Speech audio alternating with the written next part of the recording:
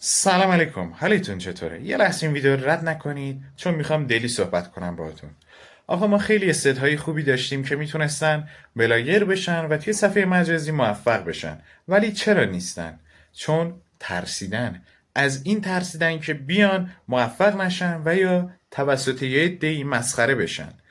خب مسلما شما هر چیزی هم بسازید، خب با به میل یه عده‌ای نیستش. مثلا میگم 90 نفر از 100 نفر دوست داشته باشه، 10 نفر دوست نداره.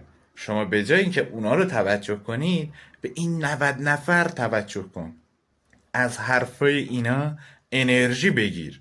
خب یا اینکه کسانی هستن که اصلا نیومدن یک ویدیویی بسازن چون اونا خیلی ترسیدن، چون ذهنشون اینجا هی میگه که من آقا این ویدیو رو بذارم مسخره میکنن یا نمیدونم دوست ندارن یا فلان و فلان و فلان. پس بهتره که از خودت تغییر رو شروع کنی. اینجا تو تغییر بده، ذهنتو تغییر بده و بیا جلو. اصلا مهم نیست یه اتاق خوب، یه آیفون یا هر چیزی داشتی، با همین گوشی که الان داری این ویدیو رو میبینی شروع کن. شما میتونی باور کن با یه دونه گوشی ساده هزار تا ایده مختلفی پیاده کنی توی صفحه مجازی و موفق بشی.